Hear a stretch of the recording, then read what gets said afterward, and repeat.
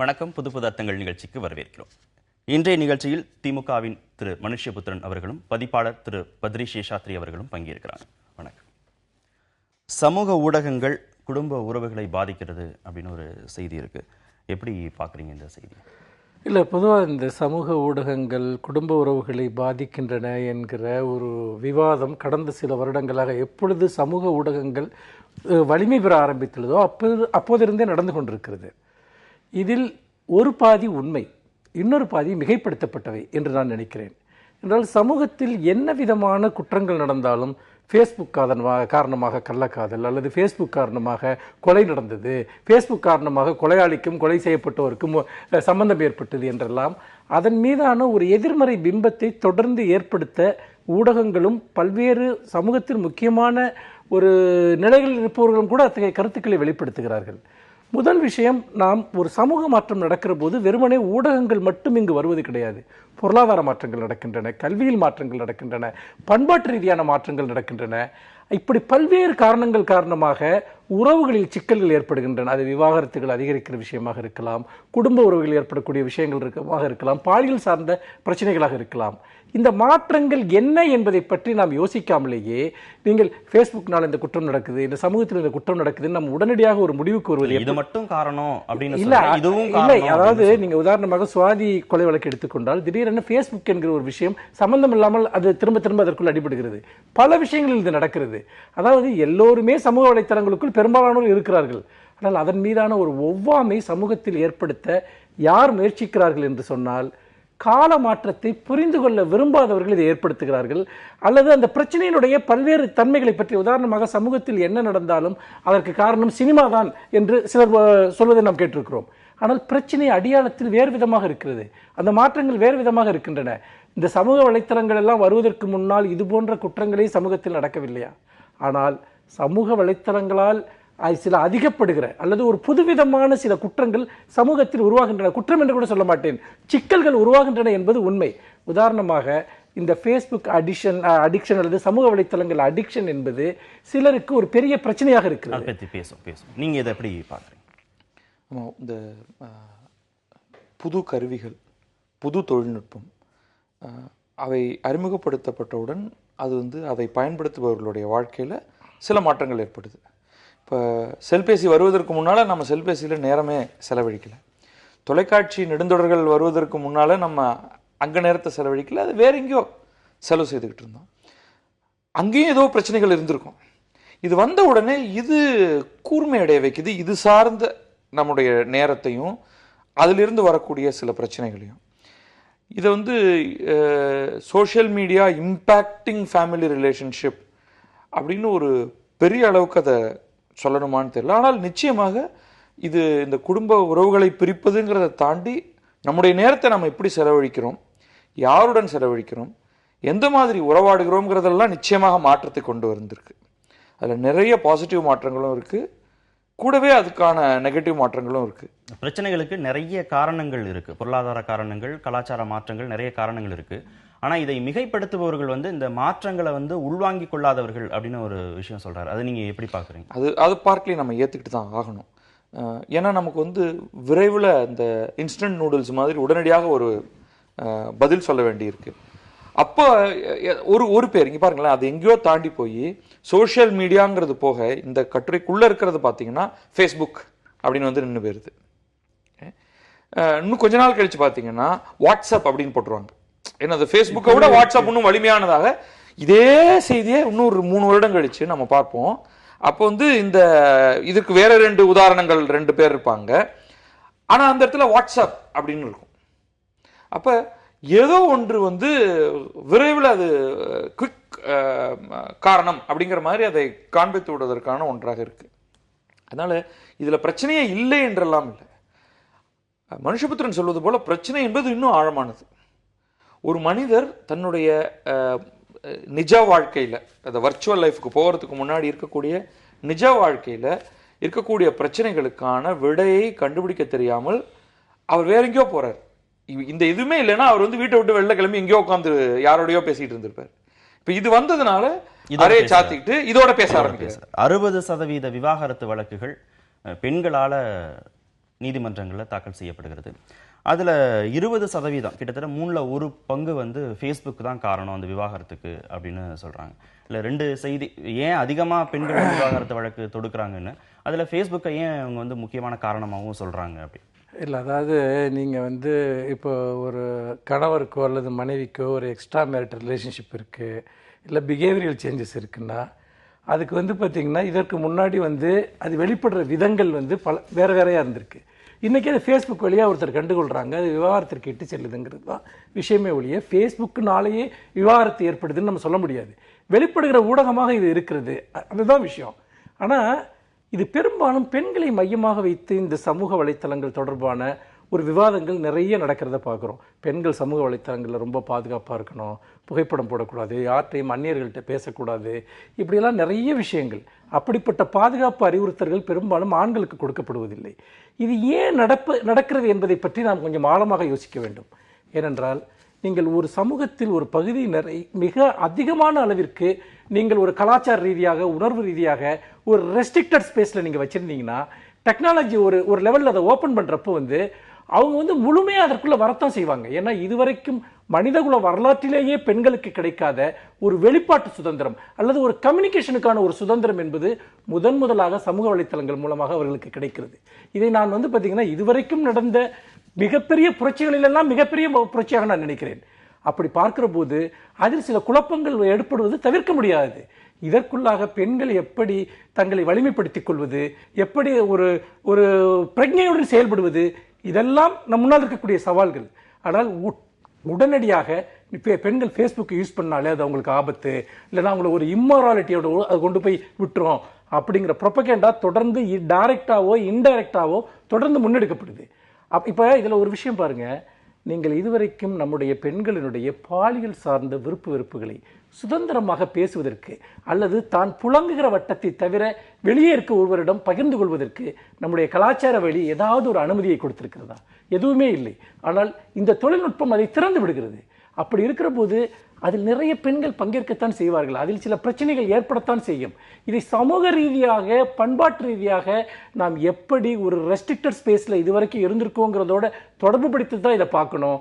நிச்சயமாக சுதந்திரம் என்பது சில பிரச்சனைகளை கொண்டு வரக்கூடியது தான். அதற்காக நாம் அந்த சுதந்திரத்திற்கே எதிரான ஒரு மனநிலைக்கு செல்லக்கூடாது, அதை பற்றிய எதிர்மறை பிரச்சாரங்களை மேற்கொள்ளக்கூடாது என்று நான் நினைக்கிறேன். எல்லா விதமான செய்திகள், நீங்கள் ஒரு ஜாதி அடிப்படையிலான ஒரு வெளிப்பாடையும் அவர் பொதுவெளியில் சொல்ல முடியாததை அவர் இணையத்தில் வந்து வெளிப்படையாக சொல்கிறார். சமூகம் மீதான கோபம் அப்படின்னு வருகிற போது அங்கே ரொம்ப தெளிவாக அவர் வெளிப்படுத்துகிறார்.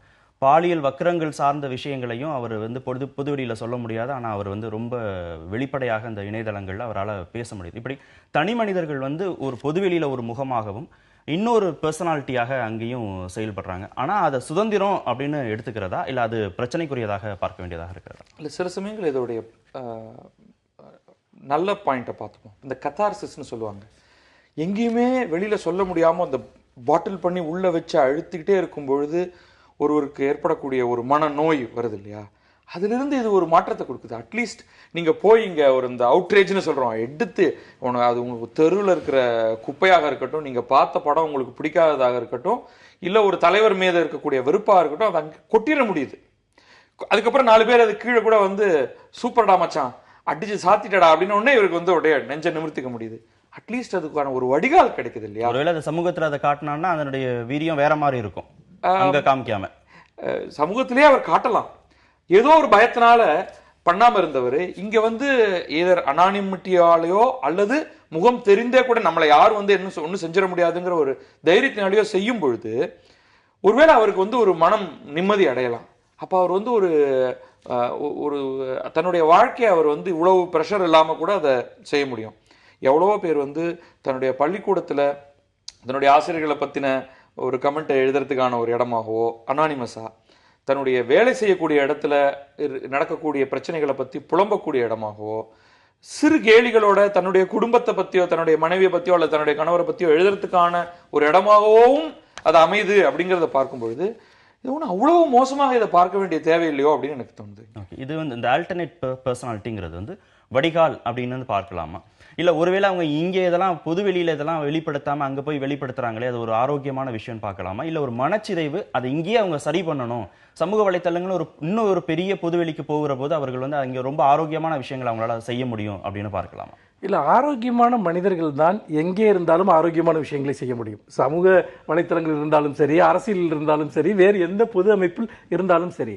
ஆனால் இயல்பிலேயே கோளாறாக இருக்கக்கூடியவர்கள் அல்லது சிதைந்த மனநிலையை கொண்டவர்கள் அவர்கள் சமூக வலைத்தளங்களுக்கு வருகிற போது அதே வேலையைத்தான் செய்வார்கள். ஆனால் இப்பொழுது நீங்கள் சமூக வலைத்தளங்கள் மூலமாக இப்போ பத்ரி சொன்னதிலிருந்து நான் தொடர்ச்சியாக ஒரு விஷயத்தை சொல்ல விரும்புகிறேன். இதுவரைக்கும் பொதுவாக வானொலி, பத்திரிகை அல்லது காட்சி ஊடகங்கள் இவற்றை சார்ந்த ஒரு ஊடகம் சார்ந்த ஒரு மையப்படுத்தப்பட்ட ஒரு அதிகாரம் ஒன்று இருந்தது. இன்றைக்கு அது உடைத்தெறியப்பட்டிருக்கிறது. நீங்கள் ஒரு சமூக வலைத்தளங்களில் தொடர்ந்து பின்பற்றக்கூடிய யாரும் அதை பார்க்கலாம். ஒரு நாளைக்கு எத்தனை விதமான விஷயங்கள் விவாதிக்கப்படுகின்றன. ஒரு விஷயம் தொலைக்காட்சியிலோ பத்திரிகைகளிலோ ஒரு கட்டுரையாகவோ அல்லது ஒரு ஆவணப்படமாகவோ அது பேசப்படுவதற்கு முன்னால், ஒரு விவாதமாக பேசப்படுவதற்கு முன்னால், அதற்கு முன்னால் சமூக வலைத்தளங்கள் அது பேசப்பட்டு முடிவு செய்யப்பட்டு விடுகிறது. ஒரு திரைப்படம் வருகிறது என்றால் அந்த திரைப்படத்தை பற்றி சாதகமாகவும் பாதகமாகவும் பலரும் பல்வேறு விதமான அபிப்பிராயங்களை முன்வைக்கிறார்கள். நம் சமூகம் இந்த அளவிற்கு எப்போதாவது பேச அனுமதிக்கப்பட்டிருக்கிறது. இல்லை, அந்த விவாதங்கள் நடக்கிற போது மாற்று கருத்து இல்லை. அது தனி மனித உறவுகளை இல்லை சமூக உறவுகளை சிதைக்கிற அளவுக்கு போகிற போது இந்த கேள்வி எழுப்பதானே இல்லை, நிச்சயமாக நீங்க சொல்வது சரி. ஆனால் எந்த ஒரு ஊடகத்தோடும் நம்முடைய உறவு என்பது எப்படி இருக்கிறது, அதற்கான ஒரு கான்சியஸ்னஸ் நமக்கு இருக்கிறதா என்பதுதான் முக்கியமான விஷயம். பல சமயங்களில் சமூக வலைத்தளங்களினுடைய அந்த ஒரு ரீச் அல்லது அதனுடைய வலிமை அல்லது அதனுடைய அர்த்தத்தை புரிந்து கொள்ளாமல் நாம் எதை வேண்டுமானாலும் செய்யலாம் என்று நினைக்கக்கூடியவர்கள் இதற்குள் நிறைய பேர் இருக்கிறார்கள். ஆனால் நாம் இப்பொழுதுதான் இப்படிப்பட்ட ஒரு வெளிக்குள் வந்திருக்கிறோம். இப்படிப்பட்ட ஒரு விஷயத்தை ஒரு ஜெனரேஷன் என்பது ஒரு முதல் ஜெனரேஷன் பயன்பாட்டாளர்கள் இவர்கள். அப்படி இருக்கிற போது சமூக வலைத்தளம் 2 விஷயங்கள் இருக்கு. ஒன்று, நீங்கள் அந்தரங்க வாழ்க்கையில் இது போன்ற விஷயங்கள் ஏற்படுகிறது என்று சொன்னால் அதை பற்றிய ஒரு பார்வையை, கல்வியை யார் கொடுப்பது? இது போன்ற விவாதங்களே அதற்காகத்தான். நீங்கள் அதாவது சுஜாதா ஒரு முறை சொல்லுவார், நீங்கள் இன்டர்நெட்டில் ஒரு நாளைக்கு எவ்வளோ நேரம் இருப்பீங்கன்னு அவர்கிட்ட கேட்குறப்போ 1/2 மணி நேரம் இருப்பேன் அப்படின்னு சொல்கிறாரு. ஏன் அவ்வளோ சுருக்கமாக சொல்கிறீங்கன்னா அந்த அளவுக்கு தான் அதுக்கு ஒர்த்து அப்படின்னு ஒரு பதில் சொல்லுவார் அவர். இந்த ஒரு விழிப்புணர்ச்சி, அதாவது இந்த ஊடகத்தோடு நான் இவ்வளவு நேரம் தான் இருப்பேன், இதை தவிர எனக்கு உலகத்தில் செய்வதற்கு பல காரியங்கள் இருக்கின்றன என்கிற அந்த விழிப்புணர்ச்சி ஒரு சமூகத்தில் வருகிற போது இந்த பிரச்சனைகள் குறையும். ஆனால் இது நமக்கு ரொம்ப புதுசாக இருக்கு. இங்கே வந்து நம்ம ஒவ்வொருத்தருமே தன்னை ஒரு பர்சனாலிட்டியாக நினைக்கிறாங்க. இந்த உலகத்துக்கு சொல்றதுக்கு ஏதோ ஒன்று இருக்குன்னு நினைக்கிறாங்க. இருக்கோ இல்லையோ, ஆனால் அந்த தனிமனித மன எழுச்சி என்பது ஒட்டுமொத்த சமூகத்திலும் ஏற்படுகிறது. ஏனென்றால் குரல்களே அற்ற ஒரு சமூகமாக வாழ்ந்தவர்கள். நமக்கு பெரிய சிவில் சொசைட்டி மூவ்மெண்ட் கிடையாது. நமக்கு வந்து உணர்வுகளை வெளிப்படுத்துறதுக்கான பல்வேறு வலிமையான அமைப்புகள் இங்கே இருந்ததில்லை. தனி மனிதர்களாக துண்டு துண்டா இருந்து கொண்டிருந்த மனிதர்கள் இன்னைக்கு சமூகத்தை நோக்கி பேசுறாங்க. இதுவரைக்கும் மேலிருந்து வரக்கூடிய குரல்களை மட்டுமே அவர்கள் கேட்டுக்கொண்டிருந்தார்கள். அது அதிகாரத்தின் குரலாக இருக்கலாம், ஊடகங்களின் குரலாக இருக்கலாம். இன்றைக்கு இவர்களே ஒரு ஊடகமாக மாறுகிறார்கள் தன்னளவில்.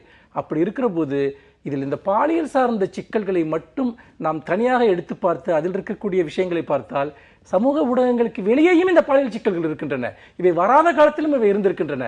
அப்படி இருக்கிற போது இது வெளிப்படையாக இருக்கிறது, இது ரொம்ப எவிடெண்டா இருக்குங்கிறதுனால நம்ம இதை வச்சு பேசுறோம். வந்துட்டு வகுப்பறைகள்ல, கல்வி நிறுவனங்கள்ல, பொது இடங்கள்ல, வேலை செய்யற இடங்கள்ல பேச முடியாத ஒரு விஷயங்களை ரொம்ப ஓப்பனாக சமூக வலைத்தளங்கள்ல பேசுறோம் அப்படிங்கிறது ஏற்கனவே இருக்கிற சமூக சிக்கல்களை வந்து உடைச்சரிது அப்படின்னு பார்க்கிறதா, இல்லை இன்னும் மேல மேல அதை வந்து அதிகப்படுத்துது அப்படின்னு புரிஞ்சுக்கலாம்? ரெண்டும் சிமல்டேனியஸாக நடக்கும்.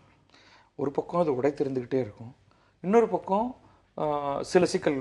உதாரணத்துக்கு இந்த சாதிகள் பற்றி பேசுவது, சாதி பெருமிதம் மாதிரியான விஷயங்கள் நீங்கள் பார்க்குறீங்கன்னா அது தொடர்ந்து மிகவும் பெரிய வீச்சை வந்து நம்ம சமூக வலைத்தளங்கள் அடையிறத பார்க்குறோம். ஆனால் அது அடிப்படையில் அந்த எண்ணம் கொண்டிருக்கிறவர்கள் வந்து அதை தொடர்ந்து அவர்கள் தான் அதை செய்கிறார்கள். ஆனால் அதற்கான மாற்றுக்கருத்துகளும் அந்த வெளியில் வருது. இது ஒரு கிராமத்துக்குள்ள அவர்களால் பேசியிருக்க முடியுமா? ரெண்டுமே செய்திருக்க முடியாது. யாராவது ஒருவர் இந்த கொஞ்சம் கீழ்நிலையில், அதாவது எண்ணிக்கையிலையும் அதை வெளிப்படுத்த முடியாத ஒரு நிலையிலையும் இருக்கக்கூடிய ஒரு சாதி அதை பேசினா அடிதடியில் போய் முடியும். இங்கே இருவரும் வந்து இங்கே இருக்கக்கூடிய எங்கள் சாதி தாண்டா உயர்ந்தது என்று சொல்கிறவர்களும் அதற்கான ஒரு குரூப்பை உருவாக்குறத பார்க்குறோம், அதை எதிர்க்கிறவர்களும் ஒரு குரூப்பை உருவாக்குறத பார்க்குறோம். இது தொடர்ந்து நடந்துக்கிட்டு தான் இருக்கும். ஆனால் அதே சமயம் பல குரல்கள் வெளியில் வரும்பொழுது சிலராவது அந்த மாற்றுக்குரல்களை பார்த்து இதிலிருந்து வேகமாக விலகி வருவதற்கான வாய்ப்பும் உங்களுக்கு வந்து அந்த இடத்துல உருவாகுது. அப்போ இதை லாங் டேர்ம் இது வந்து ஒரு பாசிட்டிவான ஒரு ஃபோர்ஸாக தான் நான் பார்க்குறது. ஓகே, நெட் யூசர்ஸ் அப்படிங்கிற ரேஷியோ வந்து ரொம்ப அதிகமாக இன்க்ரீஸ் ஆகிட்டே இருக்கு. 2015-16 பார்க்கிற போது கூட கிட்டத்தட்ட வந்து 7% உலக அளவில் இந்தியாவில் வந்து அதிகமாகிட்டே போகுது. நீங்கள் ஏற்கனவே சொன்னீங்க மேலிருந்து குரல்கள் வந்தது, இப்போ ஒவ்வொருத்தருமே தன்னுடைய குரல்களை அதிகப்படுத்துறதாக. இதை இன்னும் காசியஸாக நம்ம கையாள வேண்டிய ஒரு இடத்துல இருக்கிறோமா? இதை சரியாக பயன்படுத்துங்க அப்படின்னு சொல்ல வேண்டிய இடத்துல இருக்கிறோமா? இல்லை இதிலிருந்து சற்று விலகிருங்கள், நேரத்தை குறைச்சிக்கங்க, 1/2 மணி நேரம் போதும் 1 மணி நேரம் போதும்னு விலகிருங்க அப்படின்னு சொல்ல வேண்டியதாக இருக்கிறதா? அதாவது ஒரு தகவலை ஒருவர் பெற்றுக்கொள்வதிலோ அல்லது ஒன்றை வெளிப்படுத்துவதிலோ எந்த ரெஸ்ட்ரிக்ஷனும் இருக்கக்கூடாது. எந்த ஜாதி மத வர்க்க வேறுபாடின்றி எல்லோருக்கும் அது கிடைக்க வேண்டும், கிராமம் நகர்ப்புறம் என கிடைக்க வேண்டும் என்பதில் எந்த மாற்று கருத்தும் இல்லை. என்றால் அதன் மூலமாகத்தான் ஒரு தொடர்பியல் சார்ந்த அடிப்படை நீதியை நாம் நிலைநாட்ட முடியும். அந்த அவைலபிலிட்டி என்பது இன்னும் சொல்லப்போனால் இன்னும் விலை குறைவாக கூட இணையம் என்பது மக்களுக்கு கிடைக்க வேண்டும். அதில் எந்த சந்தேகமும் இல்லை. ஏன்னா இந்த தொடர்பு கொள்வதற்கான அறிந்து கொள்வதற்கான உரிமை எந்த இடத்திலும் யாருக்கும் மறுக்கப்படக்கூடாது. ஆனால் அப்படி நாம் அளிக்கிற அதே சமயத்தில் அதை எப்படி கையாள்வது என்பது தொடர்பான விழிப்புணர்ச்சியை நாம் ஏற்படுத்த வேண்டும். நாம் இப்போ ஒரு விஷயம் பாருங்க, தொடர்ச்சியாக நம்ம வந்து ஒரு சமயத்தில் எல்லாரும் சீரியல் பார்த்துக்கிட்டே இருக்காங்க அப்படிங்கிற ஒரு குற்றச்சாட்டை முன் வச்சோம். இன்னொரு டைமில் ஃபேஸ்புக்கு எல்லாரும் வந்து அடிமையாக இருக்காங்கன்னு, ஆண்கள் மேலே டாஸ்மாக் மேலே வந்துட்டு எல்லாம் வந்து பார்த்தீங்கன்னா அடிமையாக இருக்காங்கிற குற்றச்சாட்டு இருக்குது. இது எல்லாத்தையுமே நீங்கள் விடுங்க. நம்ம சமூகத்தில் ஏதாவது ஒரு ஆல்டர்னேட்டிவை நம்ம ஏற்படுத்துகிறோமா? ஏதாவது ஒரு கல்ச்சரல் ஆக்டிவிட்டியை நம்ம ஏற்படுத்துகிறோமா? நீங்கள் அப்படி ஏற்படுத்தாதப்போ எது அவைலபிளாக இருக்கோ அதுக்குள்ளே தான் இருப்பாங்க. உங்களுடைய லீஷர் டைம் ஒன்று இருக்குது, அந்த டைமை நீங்கள் என்ன பண்ணுவீங்க? நீங்கள் உங்களுக்கான ஒரு ஒரு எம்டி ஹவர்ஸ் இருக்குது, அதை நீங்கள் என்ன பண்ணுவீங்க? அப்போது நீங்கள் சுலபமாக சொல்லிடலாம் குடும்பத்தில் உட்காந்து பேசுங்க அப்படின்ட்டு. ஆனால் நிறைய பேர் குடும்பங்களுக்குள் நாம் அப்படி ஒரு சுதந்திரமாக உட்கார்ந்து பேசும்படியான ஒரு டெமோக்ராட்டிக்கான ஃபேமிலி செட்டப் முதல்ல எத்தனை இடங்கள்ல இருக்கு. இது எதை பற்றியுமே நாம் கவலைப்படாமல் ஃபேஸ்புக் வந்ததனால் அல்லது ட்விட்டர் வந்ததனால் சமூக வலைத்தளங்கள் வந்ததனால் இந்த பிரச்சனைகள் எல்லாம் வந்தன என்பது உண்மையிலேயே ஒரு பிரச்சனையை நாம் தலைகீழாக பார்க்கிறோம் என்று எனக்கு தோன்றுகிறது. சுருக்கமா அந்த டெமோக்ராட்டிக் செட்டப்பை உருவாக்குறது இதுக்கு தீர்வா இருக்குமா? இப்படி பார்க்கலாம். இல்லை, மாற்று பயன்பாடுகள் மாற்று விஷயங்களை வந்து உருவாக்கிட்டே இருக்கணும். இதுக்கெல்லாம் பிரச்சனை சொல்கிறோமே. எனக்கு தெரிந்து ஒரு இடத்துல ஒருவர் வந்து தொடர்ந்து புத்தகம் படிச்சுக்கிட்டே இருக்காரு, என்னுடைய மனைவியோட பேசலை அப்படிங்கிறது வந்து ஒரு மிகப்பெரிய குற்றச்சாட்டாக முன்வைக்கப்பட்டது. அதனால் அவர் வந்து நான் புத்தகமே படிக்கிறது இல்லை, புத்தகத்தை படிக்கிறத விட்டுட்டேன் அப்படின்னு எனக்கு சொன்னவங்க இருக்காங்க. அப்போ நம்ம எதை எடுத்தாலுமே இன்னொருவர் அதை குற்றமாக பார்க்கறதுக்கான ஒரு திருமண சூழலில் பார்க்கறதுக்கான விஷயங்கள் இருக்குது. நீங்கள் எப்போ பார்த்தாலுமே அதையே செய்துக்கிட்டு இருக்கீங்க, என்னோட நேரம் செலவு பண்ணுறதே இல்லை, என்னோட பேசுறது இல்லை அப்படின்னு. அப்போ ஏன் பேசுறது இல்லைங்கிறப்ப 2 பேருக்குமே அதில் வந்து குற்றம் இருக்கலாம். இங்கே பேசுவதற்கான சரக்கு இல்லாமல் இருக்கலாம், பேசினால் பிரச்சனை வருவதாக இருக்கலாம். ஸோ இதுக்கு பிரச்சனை தான். ஸோ இது வந்து அந்த சிலருக்கு அது படிப்பு புத்தகம் அப்படின்னு உள்ள போகிறதா இருக்கலாம், சிலருக்கு அது வந்து இணையம் ஃபேஸ்புக் மெசஞ்சர் அப்படின்னு அந்த பக்கம் 3 பேருமே திரும்ப வீட்டுக்கு தான் போகணும் அப்படிங்கிறதுனால இந்த செக்மெண்ட் இதோட இடைவேளைக்கு பிறகு தொடர்ந்து பேசலாம். நட்சத்திர உறுப்பினர்களின் நாடாளுமன்ற செயல்பாடுகள் அப்படின்னு ஒரு செய்தி இருக்கு. திரைப்பட நடிகர்கள், வேறு விதத்தில் துறையில் புகழ் பெற்றவர்கள், அவங்களுடைய நாடாளுமன்ற செயல்பாடுகள் பற்றின ஒரு செய்தி இது. அட்டண்டன்ஸ் வந்து ரொம்ப குறைவாக இருக்கிறது, சில பேர் வந்து கேள்வியே கேட்கல அப்படிலாம் இருக்கு. எப்படி பார்க்கலாம் இந்த செய்தி?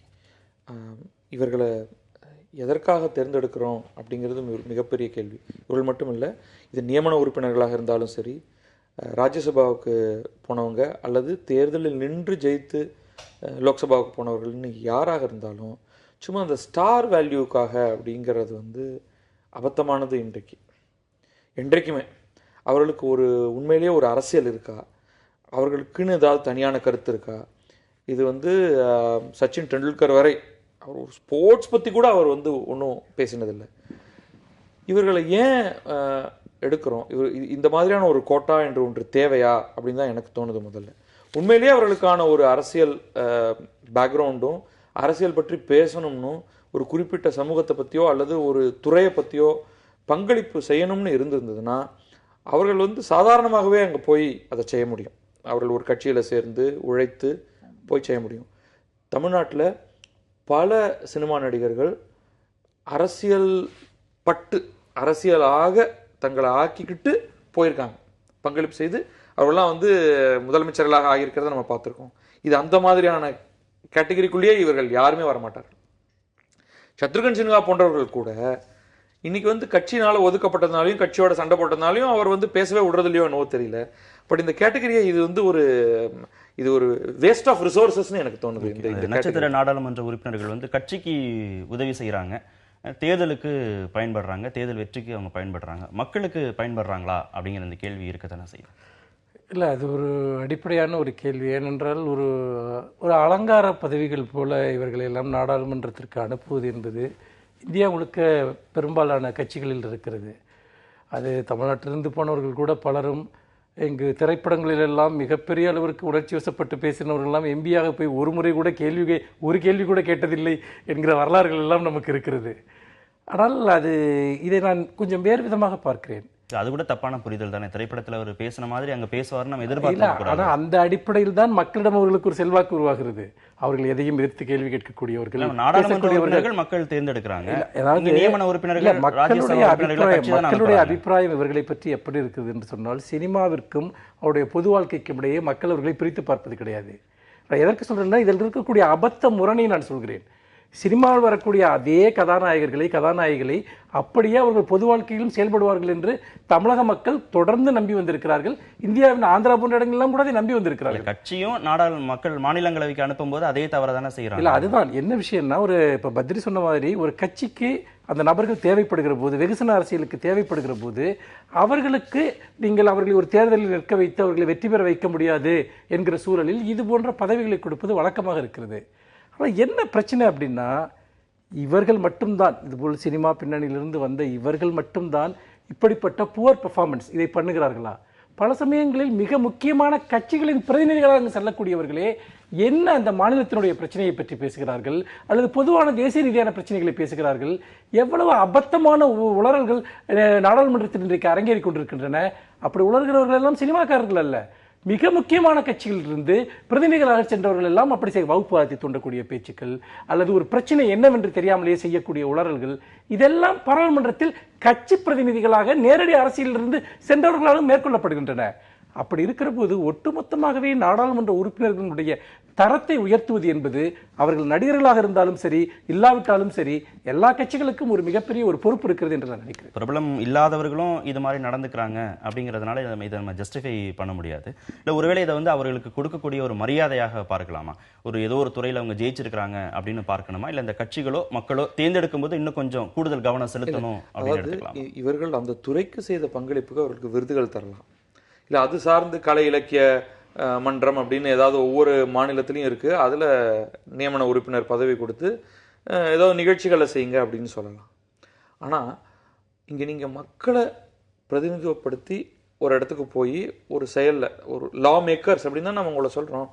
அவங்க இப்போ குறைந்தபட்சம் 2 கேள்வி கேட்கறது இல்லை. நீங்கள் ஆளும் கட்சி சார்பாக இருந்தீங்கன்னா கட்சியின் சார்பாக அவர்கள் எடுத்துக்கக்கூடிய முடிவுகளை டிஃபெண்ட் செய்வது, இந்த மாதிரி ஏதாவது ஒன்று செய்யணும் இல்லையா? அப்போ அது இல்லாமல் ஒரு சும்மா நானும் ஒரு எம்பி அப்படின்னு இருக்கிறதுல என்ன பயன் இருக்குது? கட்சிக்குமே இது ஒரு நெகட்டிவ் தான். அப்போ கட்சிகள் இதை மறுபரிசீலனை செய்யணும். இல்லை, அதில் இப்போ ஒருத்தர் சினிமா துறையை சேர்ந்தவராக இருப்பதற்காக அவர் எம்பி ஆக்கப்படுகிறார் என்று வைத்துக்கொள்வோம். ஒருவர் ஒரு தொழில்துறையை சேர்ந்தவராக இருக்கிறார் அல்லது ஒரு மிகப்பெரிய செல்வந்தராக இருக்கிறார் என்கிற அடிப்படையிலேயே எவ்வளவோ எம்பிக்கள் நாடாளுமன்றத்திற்கு செல்கிறார்கள். அப்படி இருக்கிற போது இந்த பிரச்சனைகள் எல்லாமே ஒட்டுமொத்தமாக அதையும் கேள்வி கேட்கணும். இப்போ உதாரணத்துக்கு இப்போ கர்நாடகா வழியாக ராஜ்யசபாவுக்கு போகிற பல தொழிலதிபர்கள் நம்ம பார்க்குறோம். அவர்கள் தங்களுக்கான ஆதாயத்தை தேடிக்கொள்கிறார்களே தவிர, ரொம்ப பாவம் இந்த முக்கியமான கர்நாடகத்தை சொல்றது அது அந்த மாநிலம் வழியாக போகிற ரூட், அது அந்த மாநிலத்துக்கு அவர்கள் ஒன்றுமே செய்வதில்லை. எந்தெந்த மாநிலத்தை சேர்ந்தவர்களோலாம் அந்த மாநிலம் வழியாக தமிழ்நாட்டில் இருந்து கேரளாவில் இருந்தெல்லாம் இதெல்லாம் நடந்திருக்கு. அதை சேர்ந்தவர்கள்லாம் அந்த பக்கமாக போயிருக்காங்க. அப்போ இது மிகப்பெரிய ஒரு கேள்வி கேட்கணும். நீங்கள் இந்த ஒரு கோட்டா மாதிரி வைத்துக்கொண்டு இதுலேருந்து 2 பேர் அனுப்பணும், அதுலேருந்து 2 பேர் அனுப்பணும். இதற்கான லகான் கட்சிகள்கிட்ட தான் இருக்கு இல்லையா? இதை கட்டாயமா சரி பண்ண முடியும். கட்டாயமாக அப்போ இதை ரைஸ் பண்ணுறதுலேருந்தே இந்த கட்சிகளை நோக்கி நம்ம சொல்கிறோம், இந்த மாதிரிலாம் செய்யாதீங்க அப்படின்னு. இன்று ஆசிரியர்கள் தினம். இதையொட்டி நிறைய கட்டுரைகள் செய்தித்தாள்களில் வந்திருக்கு. அதில் ஒரு கட்டுரை, கண்கள் ஆசிரியர்களைத்தான் கவனிக்கின்றன அப்படின்னு ஆசிரியர்களை மையப்படுத்தி அந்த கட்டுரை வந்திருக்கு. இன்றைய காலத்தில் ஆசிரியருடைய பங்களிப்பு அப்படிங்கிறது எந்த அளவுக்கு முக்கியமானதாக பார்க்கலாம்? இல்லை, பொதுவாக நம்முடைய ட்ரெடிஷனில் ஆசிரியர்கள் என்பவர்கள் அவர்கள் வேறு யாரையும் விட எப்படி ஒரு மருத்துவர்களுக்கு ஒரு உயர்வான இடம் இருந்ததோ அதே போல் ஆசிரியர்களுக்கும் ஒரு பெரிய இடம் இருந்திருக்கிறது. அப்படி ஆனால் இன்றைக்கு அந்த மரபு ரீதியான இடங்கள் எல்லாம் எப்படி எல்லா துறைகளிலும் கலைந்து போய்விட்டதோ அதே போல ஆசிரியர் பொறுப்பிலும் கலைந்து விட்டது. அதை ஒரு வேலை என்கிற அளவில் தான் இன்றைக்கு நிறைய ஆசிரியர்கள் பார்க்கிறார்கள். என்றால் இதில் 3 அம்சங்கள் இருப்பதை பார்க்கிறேன். ஒன்று கல்விக் கொள்கை இருக்கிறது, இன்னொன்று ஆசிரியருக்கும் அந்த கற்பித்தலுக்குமான உறவு எப்படி இருக்கிறது. ஏனென்றால் இவ்வளவு நீங்கள் கல்வி வணிகமயமாகிவிட்ட ஒரு சூழலில் ஆசிரியர்கள் எந்த அளவிற்கு தங்களை ஒரு கடமையை செய்யக்கூடியவர்களாக அவர்கள் நினைப்பார்கள் என்பது ஒரு கேள்விக்குறி. இன்னொன்று மாணவர்கள் சார்ந்த அணுகுமுறை, எப்படி ஒரு கல்விக் கொள்கை மாணவர்களை அணுகுகிறது என்பது. இது 3ம் சேர்ந்துதான் இன்றைய ஆசிரியர் தினத்தில் நாம் பேச வேண்டும். ஆசிரியர் என்பவர் ஒரு மிகச்சிறந்த ஆசிரியராக இருந்தால் கூட அவர் கற்பிக்கக்கூடிய கல்வி சூழல் என்பது அது வேறொன்றை நிர்பந்திக்கிற போது அவரால் செயல்பட முடியாது. உதாரணமாக ஒரு ஆசிரியருக்கு ஒரு கல்வி திட்டம் தொடர்பாக அல்லது மாணவர்களை அணுகுகிற முறை தொடர்பாகவோ வேறு பலவிதமான பார்வைகள் இருக்கலாம். ஆனால் அவர் வகுப்பறைக்கு செல்கிற போது அவர் போர்ஷன் முடிக்கணும், மதிப்பெண்கள் எப்படி பல பள்ளிகளில் செண்டம் வாங்க வைப்பது என்பது இன்றைக்கு அது அரசு பள்ளிகள் கூட இன்றைக்கு அந்த போட்டியில் வந்து விட்டார்கள். தனியார் பள்ளிகளுக்கு போட்டி போட்டுக்கொண்டு ஆனால் செண்டம் வாங்குவது என்பது ஒரு அடிப்படை நிர்பந்தம் கிடையாது. ஆனால் இது ஒரு ஆசிரியர் மேல் ஒரு பெரிய நிர்பந்தமாக வைக்கப்படுகிறது. அதே போல கல்விக் கொள்கை சார்ந்த ஒரு விஷயம், நாம் ஒரு ஸ்பெஷலைசேஷன் என்கிற ஒரு இடத்தை நோக்கி நாம் கல்விக் கொள்கையை முற்றாக நாம் மாற்றி அமைத்து விட்டோம். ஏதாவது ஒரு துறை சார்ந்து ஒருவரை விற்பனராக்கி விடலாம் என்று. அப்படி செய்வதன் மூலமாக பிற துறைகள் சார்ந்து எந்த ஒரு பார்வையும் அறிவும் இல்லாதவர்களாக நாம் ஒரு தலைமுறையை இன்றைக்கு உருவாக்கி கொண்டிருக்கிறோம். ஆகவே ஆசிரியருக்கும் அந்த ஆசிரியர் பணிக்கும் இடையிலான உறவில் இன்றைக்கு மாற்றம் ஏற்பட்டிருக்கிறது. கல்விக் கொள்கையில் தீர்க்கப்படாத பல பிரச்சனைகள் இருக்கின்றன. கால மாற்றத்திற்கேற்ப அந்த ஒரு பன்முக ஆற்றலை வளர்க்கக்கூடிய ஒரு கல்வி அமைப்பை உருவாக்க வேண்டும் என்று பேசுகிறோம். ஆனால் நடைமுறையில் இருக்கக்கூடிய சிஸ்டம் என்பது அதற்கு முழுக்க முழுக்க எதிரானதாக இருக்கிறது. அப்படி பார்க்கிற போது இந்த 3லும் நிர்வாகம் சார்ந்து, மாணவர்கள் மீதான அணுகுமுறை சார்ந்து, கல்வித்துறை சார்ந்து, ஆசிரியர்களுக்கும் கல்விக்குமான உறவு சார்ந்தே ஒரு பெரிய மாற்றம் வர வேண்டியிருக்கிறது என்று நான் நினைக்கிறேன். நீங்க எப்படி பார்க்குறீங்க? இதில் பெரிய மாற்றுக்கருத்து, ஆனால் சில மாற்றுக்கருத்துகள் இருக்கு. ரொம்பவே மோசமான ஒரு சிஸ்டம் இருக்குன்னு வச்சுப்போம். மிக குறைந்த ஊதியம் தான் ஒரு ஆசிரியருக்கு கிடைக்குது அப்படின்னு வச்சுப்போம். கல்வி கொள்கை, இன்ஃப்ராஸ்ட்ரக்சர், கல்வி வணிகமயமாயிருச்சு அப்படின்னு எல்லாத்தையும் எடுத்துப்போம். இது எல்லாவற்றையும் மீறி கூட ஆசிரியர்கள் சில சிம்பிளான சில விஷயங்களை செய்ய முடியும். உதாரணத்துக்கு மாணவர்கள் மீதான பரிவு, இதுக்கு காசே வேண்டியதில்லை. அவன் என்ன எதிரியா? ஸோ ஃப்ரெண்ட்லியாக மாணவர்கிட்ட நடந்துக்கிறதுங்கிறதுக்கு எந்த ஒரு பின்னணியுமே தேவையில்லை. ஒருத்தருக்கு அவர் ஒரு சிறந்த ஆசிரியராகவே இருக்க வேண்டாம். ஒன்று. ரெண்டாவது, பாடம் தான் மார்க் தான் அப்படிங்கிற ஒரு ஃபோக்கஸ் இருந்துக்கிட்டே இருக்கட்டும். அதோட கூட ஒரு ஆசிரியரால் நல்ல விஷயங்கள் பலவற்றை லேசாக காண்பிக்க முடியும். அது வகுப்பில் பாடம் நடத்தி கூட இல்லை. இந்த மாதிரி ஒரு புத்தகம் படி, இதில் அற்புதமான சில கருத்துக்கள் இருக்குன்னு ஒரு வகுப்பில் காலே 3/4 நிமிஷத்துக்குள்ள அதை சொல்லிட்டு போயிடலாம் இல்லையா? மூன்றாவதாக, பிறவற்றை லேசா தொட்டு காட்டிகிட்டே இருக்கலாம். இவர் கொஞ்சம் அவேரா இருந்தால் போதும். அதாவது இவர் ஒரு இன்னைக்கு செய்தித்தாளில் ஒரு நல்ல கட்டுரை வந்திருக்கு, இன்னைக்கு இந்த தொலைக்காட்சியில் இந்த ஒரு டாக்குமெண்ட்ரி ஃபிலிம் காமிக்க போகிறாங்க, ஒரு சாதாரணமான ஒரு விஷயம். இதெல்லாம் மரபு சார்ந்ததா இருந்தது. இது பழைய காலத்துல இருந்ததா இல்ல இப்ப மட்டும்தான் இதெல்லாம் இல்லாம இருக்கா? நிச்சயமாக நான் படித்த காலகட்டத்தில் இந்த மாதிரி எல்லா ஆசிரியர்களும் சொல்லாட்டாலும் 2 ஆசிரியராக சொல்லிட்டு இருந்தாங்க. அவர்களுக்கு ஒன்றும் மிக சிறப்பான அந்த சமயத்தில் இருக்கிற சம்பளத்தெல்லாம் விட இன்றைக்கு அரசு பள்ளிகளில் ஏகப்பட்ட மடங்கு அதிகமாக சம்பளம் கொடுக்கப்படுகிறது. அப்போ மாணவர்களை அவர்கள் அடிக்கிற ஆசிரியர்கள் இருந்தாங்க, எங்களுக்கு கையை பிடிச்சி திருகி குற்ற ஆசிரியர்கள் எல்லாம் இருந்தாங்க. ஆனாலும் ஒரு ஓரமா ஒரு சின்ன விஷயத்த சொல்லி கொடுத்துட்டு இருந்தார். முக்கியமா அந்த தமிழ் ஆசிரியர்கள்லாம் வகுப்புல லேசா ஒரு பாட்டு பாடுவாங்க. ஏன்னா அந்த பாட்டு பகுதியெல்லாம் இருக்கும்பொழுது நல்லா இசையோடயே பாடுவாங்க. நமக்கு பலவற்றில் ஆர்வத்தை செலுத்துவதற்காக அவர்கள் இருந்துகிட்டு இருந்தாங்க. மற்ற சப்ஜெக்ட் உங்களுக்கு பிடிக்காட்டாலும் ஏதோ ஒண்ணுல ஒரு பிடிப்பு ஏற்படுற மாதிரி ஒருவர் 2 கேள்வியாவது கேட்பாரு. அப்பா, உன்னுடைய குடும்ப பின்னணி பத்தி ஏதாவது ஒண்ணு, சாப்பிட்டியாடான்னு ஏதாவது ஒரு வார்த்தை கேட்பாரு. இன்றைக்கு அதெல்லாம் நடக்குதா அப்படிங்கிறது எனக்கு கொஞ்சம் சந்தேகம் இருக்கு. இல்லை, ஏன் இல்லை? அதுதான் இதை நான் ஒரு காலகட்டம் சார்ந்த விஷயமா முழுக்க கூட பிரிக்க முடியுமான்னு எனக்கு தெரியல. ஏன்னா இப்பொழுது நான் பள்ளியில் படித்த காலத்தில் கூட மிக அற்புதமான ஆசிரியர்கள் இருந்தார்கள். அதே பள்ளியில் இந்த கார்பரல் பனிஷ்மெண்ட் என்று சொல்வார்கள், மிக கொடூரமான தண்டனைகளை வழங்கக்கூடிய ஆசிரியர்களும் இருந்தார்கள். மாணவர்களிடம் மிக கனிவாக நடந்து கொள்ளக்கூடிய ஆசிரியர்கள் இருந்திருக்கிறார்கள். ஆகவே இது பல சமயங்களில் ஆசிரியர்கள் என்பவர்கள் தனிப்பட்ட முறையில் அதற்கு தங்களை தகுதிப்படுத்திக் கொள்கிறார்களா, அல்லது யதார்த்த வாழ்க்கையில் அவர்கள் என்னவாக இருக்கிறார்களோ அந்த பண்பு தான் அவர்களுடைய பணியிலும் வெளிப்படுகிறதா என்பது ஒரு முக்கியமான கேள்வி. அப்ப காலகட்டம் சார்ந்து இதை எப்படி நாம் பார்க்க முடியும் என்றால், அது எல்லா பணிக்கும் இல்ல எல்லா பொதுவானது இல்ல, ஆனால் இங்க மட்டும் அதான் சொல்ல வரேன். ஆசிரியர் அந்த கூடுதல் கவனம் எங்கே வரணும்னா, அந்த ஆசிரியரினுடைய மனநிலையை அல்லது அவருடைய அணுகுமுறையை உருவாக்குவதற்கான முறையான பயிற்சி அவர்களுக்கு இருக்கிறதா, அந்த தொடர் பயிற்சி இருக்கிறதா. ஒரு ஆசிரியர் தானாக உருவாகி விட மாட்டார். ஒரு மாணவர் எப்படி தானாக உருவாக முடியாதோ அதே போல ஒரு ஆசிரியரும் தானாக உருவாக முடியாது. ஒரு டீச்சர் ட்ரைனிங் படித்துவிட்டு வருவதன் மூலமாக மட்டுமே அவர் ஒரு முழுமையாக ஒரு ஆசிரியராக இருப்பதற்கான எல்லா தகுதியையும் பெற்றுவிட மாட்டார். உதாரணமாக செய்தித்தாள் படிப்பதை பற்றியோ புத்தகங்களை படிப்பதை பற்றியோ ஒரு ஆசிரியர் சொல்ல வேண்டும் என்றால் அவருக்கு முதலில் அதில் அடிப்படை ஈடுபாடு இருக்க வேண்டும். அதில் அவருக்கு ஒரு குறைந்தபட்ச அக்கறை அவருக்கு இருக்க வேண்டும். ஒரு சமூக பொறுப்புணர்வு உள்ள ஒரு ஆசிரியர் தான் மாணவர்களுக்கு இந்த சமூக பொறுப்பை கொடுக்க முடியும். ஆனால் இன்றைக்கு மற்ற எல்லா வேலைகளையும் போல இதுவும் ஒரு வேலை. இதற்காக நீங்கள் ஒரு ஆசிரியர் பணிக்காக ஒரு 10 லட்சம் ரூபாய் லஞ்சம் கொடுத்து ஒரு வேலைக்கு வரக்கூடிய ஒருவர் அவரிடம் போய் நீங்கள் சமூக பொறுப்புடன் நடந்து கொள்ளுங்கள் என்று நீங்கள் கேட்பதற்கு நமக்கே கூச்சமாக இருக்கிறது. இல்ல டீச்சர்ஸ் எக்யூப்பா இல்ல அப்படின்னு புரிஞ்சுக்க வேண்டியதா இருக்கிறதா, இல்ல இந்த டிபெண்டன்சி இருக்குல்ல, நான் ஏதாவது தெரிஞ்சுக்கணும் அப்படின்னா கடந்த காலங்களில் நீங்க பள்ளியையும் அந்த டீச்சரை தான் நீங்க டிபெண்ட் பண்ணியிருக்கணும். ஆனா இன்னைக்கு அப்படி இல்லை, நீங்க கூகுள் பண்ணாவே எல்லாத்தையும் கத்துக்க முடியும். ஒருவேளை இந்த டிபெண்டன்சி வந்து இந்த அட்டாச்மெண்ட்டை குறைச்சிருக்கு அப்படின்னு பாத்துக்கிறது. ஏன் டீச்சர்ஸ் எக்யூப்பே ஆகலைன்னா ஒரு பெரிய குற்றச்சாட்டு அவங்க மேல சுமத்திட முடியுமா நம்ம? இல்ல நீங்க வந்து இங்க ஒரு விஷயம் கவனிக்கணும். இந்த கூகுள் இதெல்லாம் பேசுறதெல்லாம் வந்து ஒரு முதிர்ச்சியை அடைந்த ஒருவர்கிட்ட பேசுறது.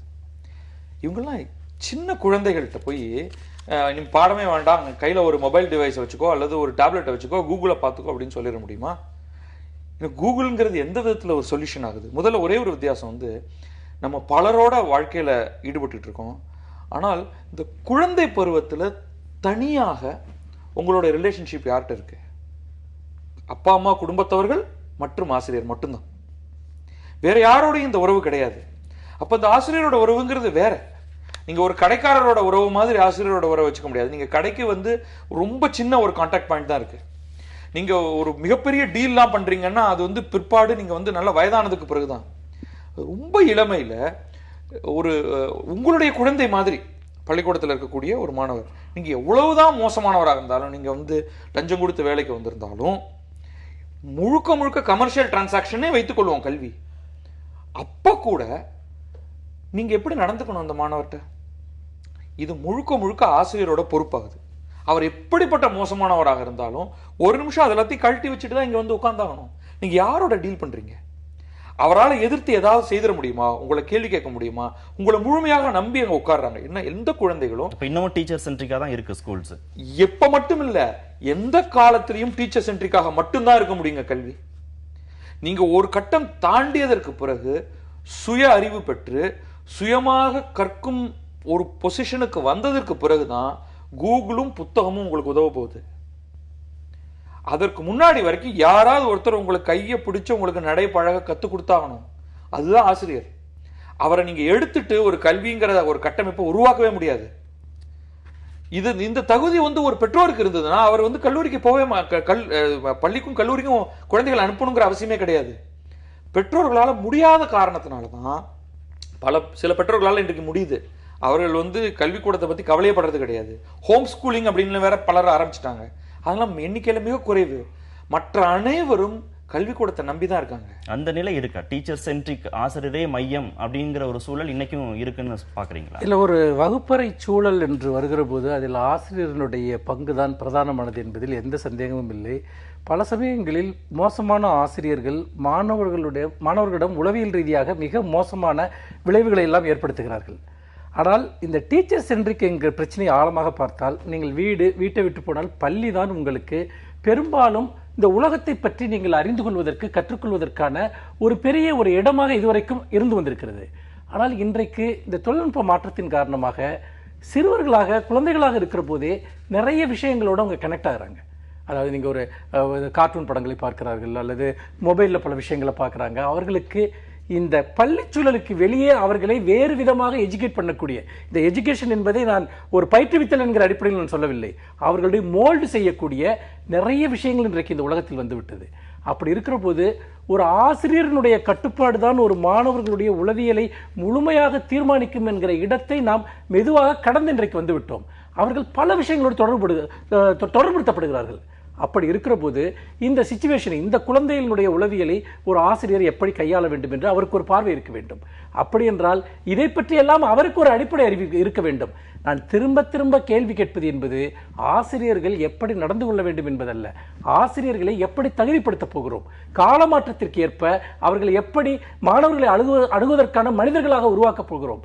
நிறைய இடங்களில் ஆசிரியர்கள் சார்ந்து வரக்கூடிய பிரச்சனைகள் எல்லாவற்றிற்கும் காரணம் இந்த பிரச்சனைகளை எதிர்கொள்ளக்கூடிய எந்த தகுதியமற்றவர்கள் ஆசிரியர்களாக இருக்கிறார்கள் என்பதுதான். டீச்சர்ஸ் டெக்னாலஜி சொல்லி கொடுக்கறது எல்லாமே வந்து மோல்டு பண்ணுது அப்படின்னு எடுத்துக்க வேண்டியதா இருக்குமா, இல்ல அந்த தகவலை அங்கங்க தூவுது, அதை சேனலைஸ் பண்ண வேண்டிய பொறுப்பு, அதை சரியா கையாள வேண்டிய பொறுப்பு ஆசிரியர்கள்ட்ட இருக்கு அப்படின்னு நம்ம எடுத்துக்கலாமா? ஆசிரியர்களுக்கு இந்த வழிகாட்டுறதுக்கானதும் கான்டெக்ஸ்ட்டை கொடுக்கறதுக்கானதுமான மிக முக்கியமான ஒரு ரோல் இருக்கு. நீங்க பல இடங்கள்ல வந்து உங்களுக்கு துண்டு துண்டாக தகவல் கிடைக்குது. இன்னும் மேம்பட்ட தகவல்கள் நாளைக்கு கிடைக்க போகுது. இன்னும் நன்றாக கோர்க்கப்பட்ட தகவல்களே நாளைக்கு கிடைக்க போகுது. அந்த தகவல்கள் கிடைக்கும் பொழுதும் உங்களுக்கு ஒரு 2 சந்தேகம் வரும். அதை யார்கிட்ட போய் நீங்க கேட்பீங்க? இல்ல மனு சொல்ற மாதிரி அது உங்களை மோல்டு பண்ணிடுச்சு அப்படின்னா ஆசிரியரை விட எனக்கு எல்லாம் தெரியுங்கிற ஒரு மனப்பான்மை, அப்படி ஒரு மனப்பான்மை ஒருத்தருக்கு வந்ததுன்னா அது தவறான. இல்ல ஒருவேளை மோல்டு பண்ணல, அது வெறும் தகவலா தான் இருக்கு அப்படின்னா அதை சேனலைஸ் பண்ண வேண்டிய பொறுப்பும் டீச்சர்ஸ். இல்ல நான் சேனலைஸ் பண்ண ஒரு, அதாவது இது நீங்க வந்து ஆசிரியர் பக்கத்துல இருந்து பார்க்காதீங்க. இப்போ நான் மாணவராக எனக்கு வந்து பல தகவல்கள் கிடைக்குது. நான் வந்து ஒரு பள்ளிக்கூடத்தில் ஒரு பிரைமரி ஸ்கூல் லெவல்லே இருக்கேன். நான் வந்து கார்ட்டூன் சேனல் பார்க்குறேன், இல்லை எனக்கு பல தகவல்கள் கிடைக்குதுன்னு வச்சுப்போம். அதை நான் அப்படியே உண்மை என்று நம்பி நான் வந்து என்னுடைய வாழ்க்கையை தகவமைத்துக் கொள்ள முடியுமா? நான் வந்து என்னுடைய பெற்றோர்கள்ட்ட சில விஷயங்களை கேட்குறேன், அவர்களுக்கு தெரிந்தால் அவர்கள் சிலவற்றை சொல்லித்தர போகிறார்கள். இல்லைன்னா பள்ளிக்கூடத்தில் போய் நான் வந்து இதை கேட்டாங்க இல்லையா? அப்ப எனக்கு யாராவது ஒருவர் வந்து நான் இந்த மாதிரி பார்த்தேன், இது உண்மையா? இந்த கேள்வி வந்து தொடர்ந்து மாணவர்கள்ட்ட இருந்துகிட்டே இருக்கு. இன்றைய கல்வி சூழல்ல அதை கேட்பதற்கான ஒரு பிளான் கிடையாது, ஒரு பிளாட்ஃபார்ம் கிடையாது. அங்கதான் இந்த பிரச்சனை வந்து தேர்வு, இது போர்ஷன், நம்ம இதை நோக்கியே போவோம் அப்படின்னு. அப்ப ஆசிரியர்கள் இதை தாண்டி இதற்கான நேரத்தை பெரும்பாலும் கொடுத்துட்டு ஒரு 5 நிமிடமாவது வேற சில விஷயங்களை பற்றி பேசி அல்லது இவர்கள்ட்டே இருக்கக்கூடிய கேள்விகளை பற்றி கேட்டு நீங்க அவங்களை கொஞ்சம் பேச தூண்டிட்டா அவங்க கொஞ்சம் கொஞ்சமா இந்த சில கேள்விகள் எல்லாம் கேட்க ஆரம்பிப்பாங்க.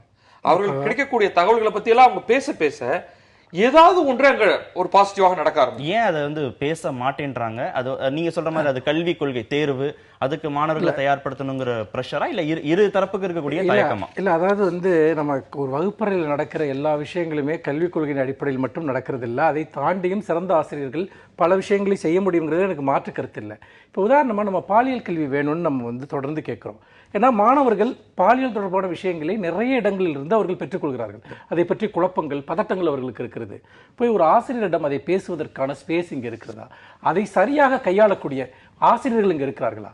பல சமயங்களில் பல ஆசிரியர்களுக்கே அதை பற்றி ஒரு போதுமான புரிதல் இல்லை. இப்படிப்பட்ட ஒரு சூழ்நிலையில் ஒரு சிறந்த ஆசிரியரையே வகுப்பறையில் ஒரு பாலியல் சார்ந்த விஷயங்களில் மாணவர்கள் எப்படி இருக்க வேண்டும் என்று ஒரு வகுப்பில் பேசுகிறார் என்று வைத்துக் கொள்வோம்.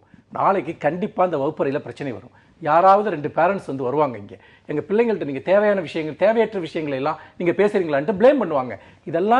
இது வந்து நான் யூகத்தின் அடிப்படையில் சொல்லலை, இதெல்லாம் தமிழ்நாட்டில் நடந்த விஷயம். அதே மாதிரி வந்து பார்த்தீங்கன்னா சாதி மத வித்தியாசங்கள் கூடாது அப்படின்னு ஒரு ஆசிரியர் வகுப்பறையில் பேசினாலே அடுத்த நாள் யாராவது 2 பேர் வருவாங்க, இங்கே நீ என்ன ஸ்கூலில் வந்து ஜாதியை பற்றி பேசுறியான்னு கேட்பாங்க. ஆக சுற்றுப்புறச் சூழலுடைய அத்தனை பொல்யூஷனும் இதில் பேரண்ட்ஸோட ரோல் இருக்கு, நிர்வாகத்தோட மேனேஜ்மெண்டோட ரோல் இருக்கு, கல்விக் கொள்கை சம்பந்தமான விஷயம் இருக்கு. இதற்குள் ஒரு சிறந்த ஆசிரியராக இருப்பவர் கூட அவர் பேசுவதற்கு பல தடைகள் இருக்கின்றன. அவர் இதெல்லாம் செய்ய முடியாமல் போவதை நான் நியாயப்படுத்த இதை சொல்லவில்லை. ஏன் இதையெல்லாம் செய்ய முடியாமல் போகிறது, ஒரு ஆசிரியர் ஏன் பயப்படுகிறார், தயங்குகிறார் என்பதை பற்றி தான் பேசுகிறேன். ரெஸ்ட்ரிக்டட் ஃப்ரீடத்தோட ஒரு ஆசிரியர் செயல்படுறதா இந்த பிரச்சனைகளுக்கான காரணம் அப்படின்னு சொல்றாரு. அப்படி புரிஞ்சுக்கலாமா? அது ஓரளவுக்கு உண்மைதான். அதை ஒரு பள்ளியுடைய நிர்வாகம் சரி செய்ய முடியும். நீங்க கல்விக் கொள்கை மத்திய மாநில அரசுங்கிற அளவுக்கு கூட போக வேண்டாம். எங்கள் பள்ளியில் நாங்கள் இதையெல்லாம் செய்வோம், பிடிச்சிருந்தா உங்க பசங்களை இங்க சேருங்க, இல்லாட்டி போங்க அப்படின்ற ஒரு நான் இப்போ தனியார் பள்ளியிலேருந்து ஆரம்பிக்கிறேன். ஒரு தனியார் பள்ளி நிர்வாகம் சொல்லிருச்சுன்னா இந்த பிரச்சனை பெரும்பாலும் போயிடும். இந்த பள்ளி மற்ற விஷயங்கள்ல அந்த ரிசல்ட்டு 100%, மெடிக்கல் சீட்டு இதெல்லாம் நடக்குது அப்படின்னா அந்த மாதிரியான ஒரு பள்ளிக்கு இன்னும் ஸ்ட்ராங்கான ஒரு இடம் இருக்கு. இந்த மாதிரியான பல காரியங்களை செய்யும் பொழுது அதை எதிர்த்து கேள்வி கேட்க வேண்டாம், பேசாம வாயை பத்திட்டு போவோம் அப்படின்ட்டு பெற்றோர்கள் விட்டுருவாங்க. சுதந்திரம் இருந்தாலும் கூட அது ஆசிரியர்கள் பயன்படுத்த முடியாத ஒரு சூழல் இருக்கு அப்படிங்கிற இல்ல. அது அடுத்து முதல்ல ஒரு பள்ளி நிர்வாகம் இதற்கான ஒரு கட்டமைப்பை ஏற்படுத்திருச்சுன்னா காசு பணம் செலவில்லை. இதுக்கு ஆசிரியர்கள் மாணவர்களோட பேசுங்க, உங்களுடைய பலதரப்பட்ட கருத்துக்களை சொல்லுங்க அப்படின்னு அவங்க உருவாக்கிட்டாங்கன்னா அதன் பிறகு ஒரு ஆசிரியர் அதை பயன்படுத்திக்கிறார் அந்த சுதந்திரத்தை அப்படிங்கிறது அடுத்த கேள்வி. அப்ப அங்க ஒரு கான்சியஸான ஒரு தலைமை ஆசிரியர் அவர் அதற்கு தகுந்தாற் போல ஆசிரியர்களை தேர்ந்தெடுக்கிறது அப்படிங்கிற ஒரு பெரிய ப்ராசஸ் இருக்கு. ஆனால் அரசு பள்ளிகளில் என்ன செய்யறது? இங்க யாரை கட்டுப்படுத்துறாங்க? முதல்ல ஆசிரியர்கள் பள்ளிக்கூடத்துக்கு போறாங்களா அப்படிங்கிறதுல இருந்து ஆரம்பிச்சு அப்படி போறவங்க என்ன செய்யறாங்க அப்படிங்கிற மற்ற கேள்விகள்லாம் இருக்கு. நிச்சயமா அதை தாண்டி நிறைய நல்ல அதுல இன்னும் ஒரு விஷயம் வருது. இப்ப உதாரணமா மாணவர்களை அடிக்கக்கூடாது அப்படின்னு ஒரு விஷயம், ஒரு சட்டமே இருக்கிறது இங்கு. ஆனால் பல இடங்களில் ஆசிரியர்கள் இதற்கு எதிரான மனநிலையை கொண்டிருக்கிறார்கள். நிறைய ஆசிரியர்கள் பங்கேற்கக்கூடிய கூட்டங்கள் எல்லாம் நீங்க மாணவர்களை அடிக்கலைன்னா எப்படிங்க பாடம் சொல்லி கொடுக்க முடியும், அவங்களை எப்படி ஒழுங்குபடுத்த முடியும்னு கேட்கிறாங்க. நம்ம ஒரு சட்டம் கொண்டு வந்து விடுகிறோம் மாணவர்களை அடிக்கக்கூடாது என்று. ஆனால் அடிக்காமல் மாணவர்களை எப்படி நெறிப்படுத்துவது என்பதை பற்றி ஆசிரியர்களுக்கு எந்த பயிற்சியும் வழங்குவதில்லை. இங்கிருந்துதான் எல்லா பிரச்சனையுமே ஆரம்பிக்கிறது. நிகழ்ச்சியில் பங்கேற்ற மிக்க நன்றி. நேயர்களை மற்றும் நிகழ்ச்சியில் சந்திக்கலாம். நன்றி, வணக்கம்.